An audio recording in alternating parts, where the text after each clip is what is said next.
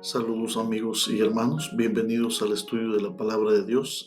Estamos estudiando la lección de escuela sabática cuyo título es Controversias y el versículo para memorizar de esta semana se encuentra en Lucas, en Marcos 2, 27 y 28 y dice así: también les dijo, el sábado fue hecho para el hombre y no el hombre para el sábado. Así el Hijo del Hombre es también Señor del sábado. Por favor, acompáñenme en oración para continuar con el estudio de la palabra de Dios. Bendito y amado Padre Celestial, agradecemos la llegada del Consolador, el Espíritu Santo, para que nos guíe toda la verdad de tu palabra y nos permita, Señor, en esta oportunidad también iluminar nuestras mentes y nuestros corazones. En el nombre de Jesús, amén. Bien, mis amigos, gracias por acompañarnos. Estamos estudiando la lección titulada Controversias. Y durante esta semana hemos visto al menos ya controversias acerca del sábado, controversias acerca de la comida y controversias acerca del perdón de los pecados. Sin embargo, para el día de hoy estamos estudiando Marcos capítulo 3, versículos 20 al 35 y en estos 15 versículos, ¿qué conexiones vemos entre las dos historias que se entrelazan en este pasaje? Dado que el título de la reflexión para hoy es Historias de sándwich, dando a entender que algo queda de por medio adentro o dentro. Por favor, leamos juntos la palabra de Dios. Se agolpó de nuevo la gente, de modo que ellos ni aún podían comer pan. Cuando lo oyeron los suyos, vinieron para prenderle, porque decían, está fuera de sí. Pero los escribas que habían venido de Jerusalén decían que tenía a Beelzebú y que por el príncipe de los demonios echaba fuera los demonios. Y habiéndolos llamado les decía en parábolas: ¿cómo puede Satanás echar fuera a Satanás? Si un reino está dividido contra sí mismo, tal reino no puede permanecer. Y si una casa está dividida contra sí misma, tal casa no puede permanecer. Y si Satanás se levanta contra sí mismo y se divide, no puede permanecer, sino que ha llegado su fin. Ninguno puede entrar en la casa de un hombre fuerte y sacar sus bienes si antes no le ata, y entonces podrá saquear su casa. De cierto os digo que de todos los pecados serán perdonados a los hijos de los hombres, y las blasfemias cualesquiera que sean, pero cualquiera que blasfeme contra el Espíritu Santo no tiene jamás perdón, sino que es reo de juicio eterno, porque ellos habían dicho, tiene espíritu inmundo. Vienen después sus hermanos y su madre, y quedándose afuera enviaron a llamarle. Y la gente que estaba sentada alrededor de él le dijo: tu madre y tus hermanos están afuera y te buscan. Y él les respondió diciendo: ¿quién es mi madre y mis hermanos? Y mirando a todos los que estaban sentados alrededor de él, dijo: he aquí mi madre y mis hermanos, porque todo aquel que hace la voluntad de Dios, ese es mi hermano, mi hermana y mi madre. Este pasaje es la primera historia denominada sándwich en Marcos, donde se inicia una historia y se la interrumpe por otra y se completa luego la primera. La historia externa es la que se refiere a los parientes de Jesús, tratando de hacerse cargo de él porque piensan que está fuera de sí o que está loco. La historia anterior es el contenido del sándwich. Es la de los escribas procedentes de Jerusalén que están acusando a Jesús de ser cómplice con el diablo y que por el mismo diablo echa fuera al diablo.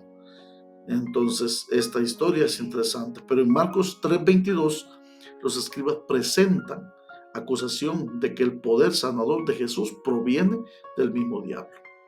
Jesús responde primero con una pregunta general: ¿cómo puede Satanás echar fuera a Satanás? No tiene sentido que Satanás obre en contra de sí mismo. Jesús procede luego a hablar de la división dentro de un reino, de una casa y de Satanás mismo, mostrando que es un pensamiento totalmente absurdo pensar de esa manera. En este último ejemplo, Jesús es el ladrón que entra en la casa de Satanás y que ata al príncipe de las tinieblas y para poner en libertad a sus cautivos. Cuando leemos Marcos 3, 28 al 30, ¿en qué consiste entonces el pecado imperdonable? Esta es una pregunta muy importante. De cierto digo que todos los pecados serán perdonados a los hombres o a los hijos de los hombres, y la blasfemia cualesquiera que sean. Pero cualquiera que blasfeme contra el Espíritu Santo no tiene jamás perdón, sino que es reo de juicio eterno, porque ellos habían dicho, tiene espíritu inmundo. El pecado imperdonable es el pecado contra el Espíritu Santo y consiste, mis hermanos, en atribuir al diablo la obra del Espíritu Santo. Ponga atención en Marcos 3:30. La razón por la que Jesús hace la declaración en los versículos 28 y 29 es que los escribas dicen que él tiene espíritu inmundo cuando en realidad tiene al Espíritu Santo. Marcos comienza su relato sobre la familia de Jesús, pero luego lo interrumpe para narrar una controversia con los fariseos. Pero Marcos en diversas ocasiones usa esos patrón para unir dos historias similares, destacando entonces la central como la más importante. En este caso, la historia importante es la acusación de los escribas, cuando aquel poder era el que permitía que Jesús expulsara demonios.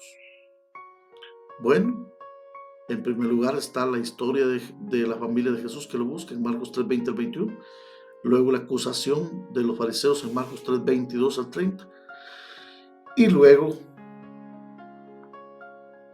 en Marcos 3, 31 al 35, la familia de Jesús lo busca. Entonces, la acusación de los fariseos queda en medio, que es realmente el punto central.